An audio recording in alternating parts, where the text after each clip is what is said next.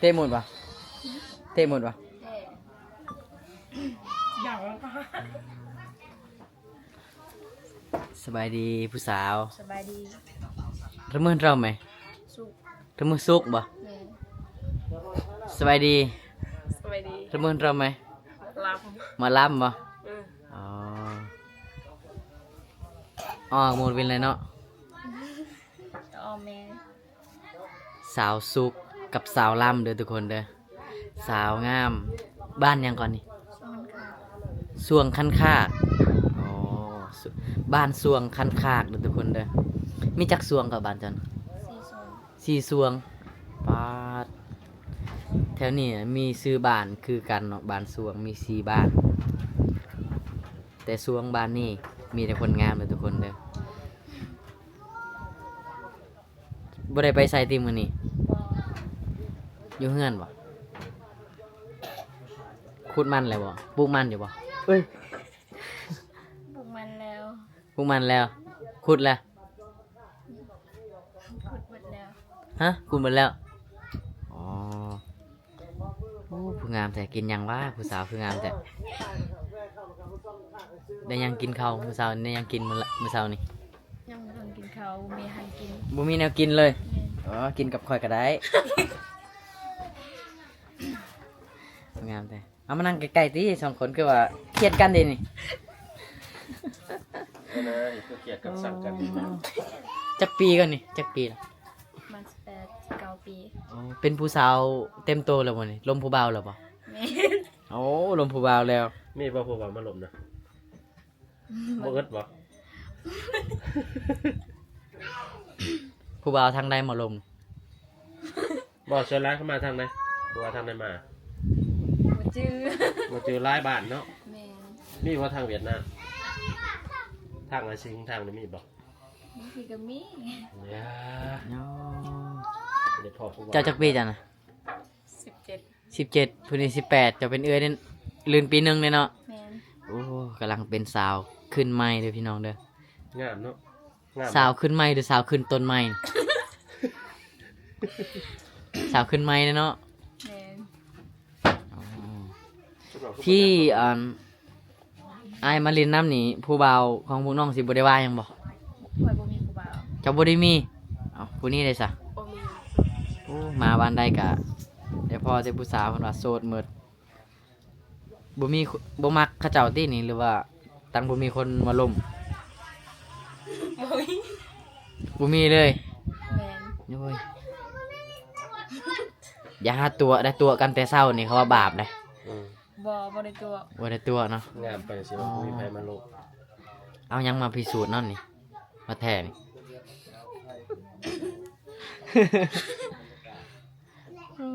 ชุดน้องคือหนังไก่กันให้บ่ยอมรับเขาอีกชุดน้องช่างกันบ่ โอ้งามพี่น้อง นะ ก็ขึ้นไหวแท้เจ้า สบายดีเด้อพี่น้อง ก็ขึ้นไหวแท้เจ้า มาขึ้นทาเจ้าก่อน ขอมานั่งเรียนนำในเรื่องมื้อนี้เด้อ โดย เนาะ วลาเพิ่นพี่น้อง อ๋อต้มไก่สิกินติมื้อนี้ สบายดีบันส่วน สบายดี บันส่วนน้องล สบายดี ำอยู่จะคนมานี่นะแม่กว่าเก่าพี่น้องเลย บ่ให้จอยลง จอยลง ใจ ใช่ไหม ลูก บ่เปิด คุย ให ผู้ ญ่ สาว เลย เนาะ ไม่ได้จอยเลยเนาะ เบิดเบียงเบิดงานละสองคนนี่มาคุยผู้สาวแต่เช้าแท้ มาหาสาว ร แล้ว ถ กิน น่ะ เนาะ บ่ได้มาหาน้อง โอ้โดนเลย โดน อ๋อ เลย จักเดือนแล้วก็ 2-3เดือน 2-3 เดือน ประมาณนั้นเลย โอ้เขาเจ้าบ่ได้หาน้องๆบ่ได้ไปหาน้องๆ 2-3 เดือนแล้วซุมเจ้าก็คิดฮอดเขาเจ้าอยู่บ่ ทอด คิดฮอดเนาะโอ้ แม่นมีเปอร์เซ็นต์อยู่ได้ เอาคิดฮอดอยู่ เอาบัดนี้เพิ่นก็สิมาหาคู่มือน้องก็สิบ่ได้ว่าหยังเนาะ ชุดน้องช่วงนี้เป็นได้วางเวงวางงานบ่ วาง วางเนาะแล้วมันตอบมันตดนะคนมันแล้วละ แล้ว เออ เฮ็ดหยังเสาร์เวียกประจำวันเดี๋ยวนี้แล้วเวียกนี่เฮ็ดหยังบ่ได้ไปไสอยู่เฮือนอืมเป็นจังได๋สุอ้ายบ่ได้มาดนสถานะหัวใจจังไดยังว่างยังเปิดให้ผู้บ่าวลมอยู่บ่ ยังเปิดยังวาง เปิดให้เก่า เปิดตลอด เนาะ 24ชั่วโมง เอาเศร้าหาชั่วโมงซะ พี่น้อย น้องๆเพิ่นก็ยังโสดอยู่ สาวน้อยเนาะอยู่17 18กำลังเป็นสาวงามๆเลยอย่าบอกเด้อบ่ได้มา 2-3 มื้อนี่เอาพัวแหละ มันให้มา บ่เรือติ ประมาณตามเมื่อกี้ของน้องนี่ประมาณโดนใช่ไหมสิแต่งงาน อีกยังโดนบ่ จักปีหรือว่าประมาณน้องจักปียังแต่งงานได้ครับแบบคิดว่านะแล้วอีกตามคันมีแฟนไว้ก็แต่งงานไว้บ่ แม่น โอ้ ตอนนี้คือบ่มีเนาะ วันนี้ จะน้องนอนนำกันบ่เนาะ นอนนำกัน นอนอยู่ไส นี่ เฉพาะกินอยู่จะน้องนอนนะกินพร้อม คือถามเนี่ยเวลาผู้บ่าวอยากมาล้มซุมเจ้าทั้ง2คนนี่เนาะต้องเฮ็ดอะไรก่อนต้องทักไปหาเฟซบ่หรือว่ามาล้มอยู่เฮือนนี่ได้เลยบ่หรือว่าจังใด มาลงเงินมาล้มอยู่เฮือนนี่ได้เลยเฮาต้องเอิ้นชื่อว่าจังใดน้องหยังก็น้องซุกลูกแน่ประมาณนี้บ่สิมาล้มนํแล้วเจ้าก็ลุกเลยบ่ บางทีก็ลุกบางทีก็ยังนอนไม่ได้ลุก ถ้า แต่ เขาจะได้เขาคือหมู่ซื้อซุ่มน้องซะเขาในเฟซได้ยังบ่ เขาบางทีก็มีแต่บางทีก็ไม่เคยเห็นนะ โอ้แต่เขาถามน้องแต่ลังนั้นมีผู้สาวบ่ยังบ่เนาะ แบบคือช่วงนี้ฮู้จักนี่ช่วงจะมาลินก็ขึ้นก็ได้บ่ ได้ ฉันนอนก็ลุกอยู่เด้ ลุก คันว่าน้องซุกบ่ตื่นได้เฮ็ดจังไดบ่นี่มางเฮือนเลยบ่ ประตูเขาบ่ได้ล็อกได้ใส่บ่ได้ล็อกที่ประตูล็อกบ่ ถ้ามาก็เคาะประตูนี่คือเจ้าก็ออกมาเปิดให้บ่ประมาณนี้บ่ แม่ อ๋อซุกขอมาลิ้นน้ำแน่มื้อนี้เจ้าก็ อ๋อ ตื่นมา ประมาณนั้นพี่น้อง อ๋อ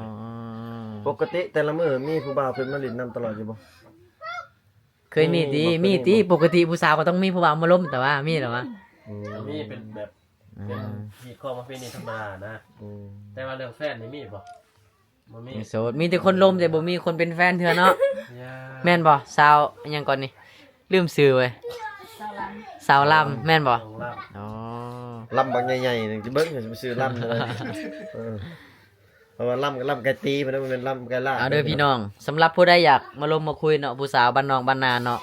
ขี่รถมาแต่เฮือนแล้วก็มาฮอดเฮือนเราก็เคาะประตู3 บาทเนาะก๊อกแล้วก็เซาซุกขอมาล้มน้ำแน่เราก็สิเปิดประตูแล้วก็เข้าไปล้มอยู่ในเลยเนาะ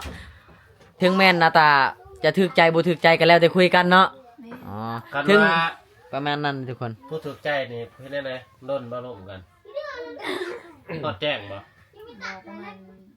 1 โมง ฮอด1 โมง แต่ผู้บ่ถูกใจนี่ให้ลงไว้อย่างนอนแล้วเนาะ บอ ถ้าผู้บ่ถูกใจประมาณจักชั่วโมงล่มกันนะได้บ่ชั่วโมงหนึงฮอดบ่ ฮอด ฮอดเนาะถ้าบ่ถูกใจนี่ฮอดแจ้งก็ได้บ่ ไป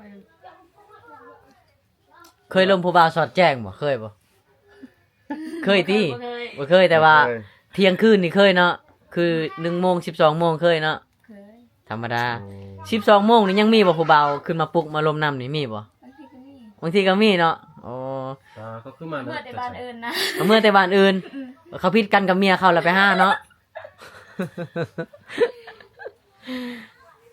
อย่างแม่นเลยแต่ว่าต้องได้ตื่นตลอด24ชั่วโมงเลยเนาะ อ๋อ เขามาประมาณ1 โมง 2 โมงซุ่มน้องก็ตื่นบ่ บอ บ่ตื่น เนาะเบาใกล้ถ้าเป็นผู้สาวในเมืองนี่ ถ้าเฮาสิล้มมาล้มง่ายๆแบบนี้บ่ได้แม่นบ่ บ่ได้ เฮาต้องฮู้จักกับเขาต้องได้แชท LINE หรือว่า Facebook เนาะ ต้อง อันนี้ ส่ว แบบ ตัว แบบฮู้จักแค่ชื่อเขาในบ้านว่าเฮือนเซาซุกอยู่ไสเฮาสามารถถามได้เลยแล้วก็ไปล้มได้เลยเนาะเซาซุก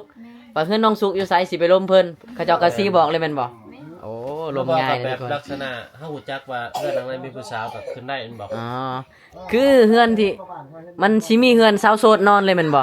คือซุมเจ้าสาวโสดกับมานอน2 คน 3 คนอยู่นี่นอนนำกันอ๋อเป็นอันนั้นเนาะ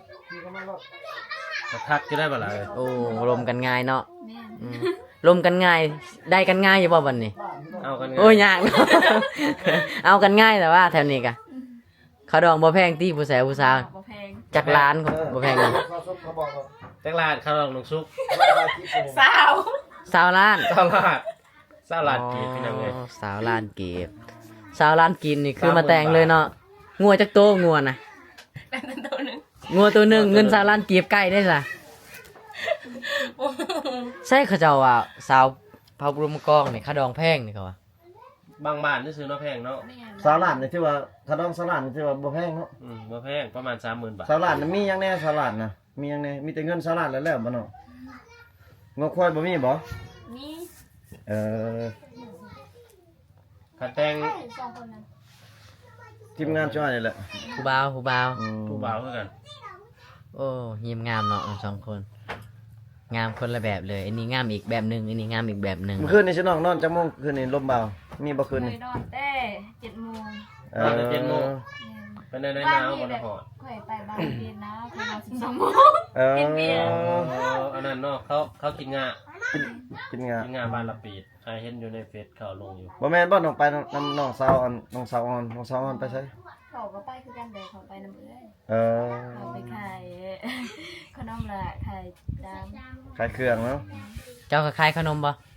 บ่ได้ขาย ฉันออกไปกินงะนั่นแบบต้องไปกับผู้บ่าวบ่หรือว่าบ่มีผู้บ่าวก็ไปเนาะ ไปแบบกับน้องนะแบบ เออ เอื้อยเอาผัวคน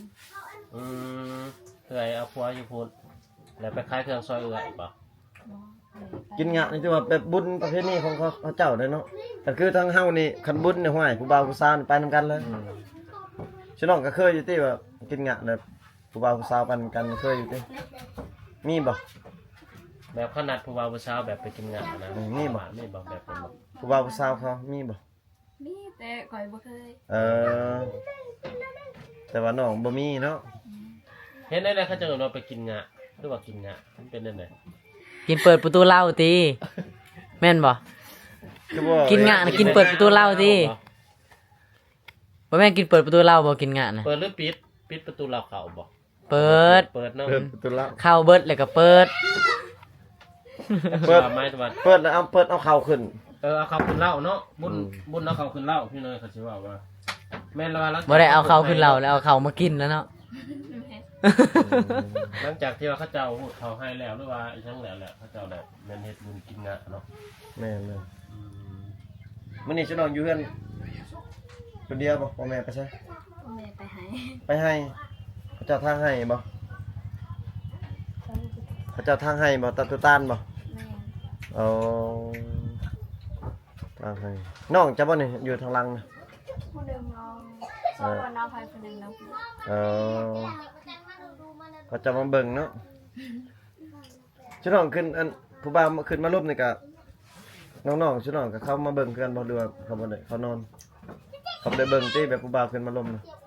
ยังไงวะ เขาบ่ได้มานั่ง เขาบ่ได้มานั่ง บ่ได้มานั่งเฝ้าเอื้อยบ่นะ น้อง เออ การเฝ้าเอื้อยบ่มีผัวยังไงเฝ้าเนาะ ยันว่าเขามาจอบเบิ่งแบบนี้คือกันกินข้าวหรือว่าฉันน้องกินข้าวเช้าหรือบ่ ยัง อืม ยังบ่ทันได้กินข้าวเช้าเลย อยากกินข้าวนี่จังได๋ ยังบ่กินข้าวคือกัน เขามีอยู่แต่บ่มีให้กิน อ๋อมีหยังแล้วก็กินอันนั้นก็ได้ มีหยังมีข้าวก็กินข้าวได้ แต่บ่มีอาหาร ครับไปหาขุดหนูมากินกันได้ติขุดหนูมีบ่คุยหนูน่ะไปหาขุดตักคนใน ไปตัก ไปหาสอนปูสอนปลาได้บ่แถวนี้มีห้วยเดี๋ยว ไม่อยู่แต่บ่มีปลา บ่มีปลาเนาะ มีแต่หวยบ่มีปลาอยู่เลย เก็บผักเด้อ ผักยัง บ่น้องเว้ย ถ้าสมมุติแบบมีผู้บ่าวรอๆมาล้มซุมเจ้านี่ซุมเจ้าก็อยู่ดึกแล้วเนาะเห็นบ่ถ้าคนเจอคนที่ถูกใจนะคือแบบถ้ามีผู้บ่าวแบบที่ถูกใจนี่ แนมไปประมาณเม็ดหนึงเลยก็ฮู้แล้วเนาะว่าคนรอถูกใจแล้วคนนี้ ต้องเบิ่งผ่านประตูเนาะบ่ 2,000 ประตูว่ะ หรือว่าไผมาขอบป๊อกๆๆจังซี่นะครับไผเบิดเออ ได้ บ่คือจังมีผู้บ่าวอายุหลายอย่างมาล้มน้ำนี่ก็ได้ตินี่ ได้ คือซ้ำเบานี่ซ้ำบาพรนี่ได้บ่ซ้ำนี่ ได้ ซ้ำเพิ่น สเปคเลย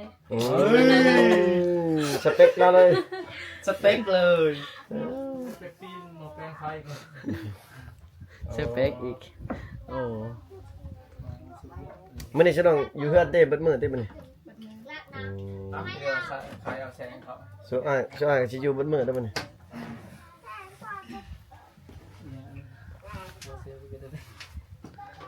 ถ้าพ่อแม่น้องถามว่ามีไผมาเฮือนมื้อนี้บอกว่าลูกเคยมาเด้อว่าเด้อ โดย บอกเขาว่าลูกเคย มี4 คน แต่ยังสิให้พ่อแม่มาเลือกเอาไปก่อน 5 คน 5 คนบ่เอ้ย 5 คนบ่ได้ ปฏิเสธคนนะ ชวนเกินเขาบ่ได้นับนะ เอาแต่ตัวท็อปแล้วกัน เอาตัวท็อปอะไรวะ บ่น้องซุกคือซุนมาว่าน้องว่า บันทึกใจไปเลยกันนะ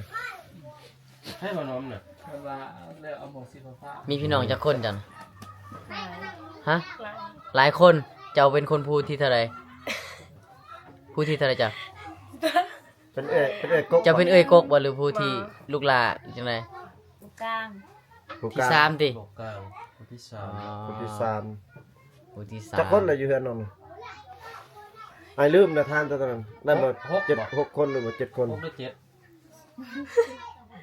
แต่ว่าได้บ่จือว่าคนหนึงกัน7 คน หลายคนอยู่เพิ่นเอามัน7-8 คนกู น้องลาวซี่ น้องละ4 อายผู้หนึง ได้ผู้หนึง 6 คน 4 7-8กับพ่อแม่ 8ตะกายาได้ผู้หนึงแม่นบ่ บ่มี บ่มีบ่ 8 คน เบิ่นแต่ช่วย มาอยู่เฮือนน้องด้วยซ้ำเฮือนน้องได้จักคน คอยน้องไปสั่ง อยู่แบบนี้ จะเป็นเอกก แม่ บอกใครก็ไม่ได้เปิดได้เลยนะแต่คือไม่ได้เปิดไม่ได้ถามเรา เข้ามาผู้บ่าวน้องผม มันน้อมอยู่ข้างนั้น โอ้ ขอยังทางไหน กูจะไม่นั่งเหมือนมันน้อม ข่อยมานั่งข้างผู้สาวก็ได้ติ โมหะก็ได้ ข่อยสิมานั่งข้างผู้สาวนี่มันหลายโพด มา เห็นคัน จะเปิดน้ำหลัง จะสิ แล้ ทายว ได้ แล้ว เลย จะแล้วคลิปหนึ่งว่าจะขึ้นแหละคุณเข้ามาแล้ว เขายังบ่ได้ปิดแล้วยังบ่ได้แล้ว โอเค น้องๆเชื่อบ่ว่าสมน้องสองคนเป็นคนงาม ทายเลยบ่าวอง เบิ่งน่ะเข้าจนเขาเจ้าจนญาติกันทายนี่เบิ่งเขาญาติกันก็ผิดกันได้นี่ เห็นบ่ บอกแล้วอันนั้นอันทั้งหมดพอสบายดีเราไปน้ำเราผัดซุปเจ้าผัดอันว่ามาเริ่มใหม่ดิ เพราะจะแนะนำด้วยเลย อาจจะทำได้ทำในนั้นก็เลย เบิ่งเอาพี่น้องเนาะโอ้ยพอได้เห็นผู้สาวแหละทีมงานนี่ จนญาติกันถ่ายพี่น้องโพดอะไรเบิ่งฮะผู้สาวไล่เมื่อเนาะบอกให้เมื่อก็บ่เมื่อเนาะโอ้ตายแหละ น้องซุปอายุกี่ปีแล้วน้องซุป เบิ่งเนาะ1 2 3 4มี4ช่องเนาะยูทูบเบอร์อยู่ในนี่ป้าด สิบเก้าดีกว่าเนาะ กำลังญาติกันถ่ายผู้สาวเนาะ 18 19สีเข่าแล้วได้นะแต่เพราะหรือว่าเช้าสีเข่า เก่า 19สีเข่าเนาะโอเคคนนั้นเด้ลองรำเด้จะปีแหละจ้ะ17 ปีเป็นสาวอ้อๆเหรอโอ้รุ่นละอ้อมีแฟนเหรอบอกเราจะไหนคนถาม ยัง ยัง แม่ ยังโสดอยู่เนาะ ทั้งโสดอยู่แท้บอกบ่มีคนมาลมมาคุย แต่บ่เสือเจ้ามือลองแตะเบิ่งหัวใจแล้วมันสั่นบ่สั่นเลยบ่ เขาก็ประกาศแต่หัวใจแล้ว หวานแต่ว่า เบิ่งเลยสาวลำ แต่นั้นก็ถึงหมกแตงโมเลยนะแต่หัวใจมาได้เลยถึงหมกแตงโมโอ้โหหอยนะเว้ยบ่ได้เลยนะ สาวลำอยู่เฮือนคนเดียวบ่ น้องๆกะถามเขาเจ้าแน่ว่าผู้นี้อยู่บ้านใดผู้นี้อยู่บ้านใดนะ จังหวะ คนละบ้านนี่นี่ลองถามเขาเจ้าเบิ่ง เอ้า ถามมันแน่ว่ามีผู้บ่าวแล้วบ่มีแฟนแล้วบ่นะ เพื่อนผู้ใดเนี่ยนะ ไป เพื่อนเจ้าเพื่อนน้องซุกบัดเพื่อนน้องลำอยู่ทางใดอยู่พูดเลยถ้าว่าซุกพูดนี่ไกลเลย นั่นนะเขาเข้ามาอยู่ บ่ นี่ กันจะพูดอะไรใกล้เนาะเขาพูดอะไรใกล้ๆเด้นี่เอาถามผู้บ่าวคนหล่อถามขับไปอันบ่าวน้อมได้บ่ถามบ่ผู้สาวนี่ เดี๋ยวมีแต่ให้ผู้สาวแนะนำตัวสมเจ้าก็แนะนำให้ผู้สาวเนี่ยเอ้าเริ่มจากคนนั้นก่อนถามเขาเจ้าว่ามาแต่ไสถามอ้ายเพิ่นก่อนถามแน่ ผู้สาวหัน ถามมึงดู มึงดู ถามว่าอ้ายมาแต่ไสโสดบ่มีแฟนแล้วบ่หยังประมาณนี้นะลองถามดู ปกติกะแต่ครัวหาใช่เลยเนาะ บอกอ้ายว่าแนะนำตัวให้น้องแน่ว่าประมาณนี้นะผู้ว่าใส่ลาพุ่น อันนี้ก็ชี้เป็นอันชี้เป็น บ่เดี๋ยวก็แนะนำไปเลย แนะนำผู้สาวจะว่าบ่เข้าใจ เว้าภาษาบ่รู้ก็ได้นะเราฮู้อยู่ถามโลด บ่ฮู้ได้ สาวหูเนาะ เลย ถามเบิ่ง ฮู้อยู่เป็นบางครั้ง เอาถามเบิ่งน้องยังน้องสุกถามเราเบิ่ง น้อง ใช่ สุก มัน ถาม ใช้ชื่อนะ ถามเขาพวก ถามโลด จะต้องถามว่านี่ซื้อจังไดมาแต่ไสแต่บ้านใด แม่นก็เฮาก็ต้องคนหนึงฮู้จักคนหนึงเนาะ ทำความรู้จักกันหั่นนะหรือว่าสิให้จับมือกันเลยว่าความรู้จักแบบนี้เลยบ่ คิดกูบ่ได้ลง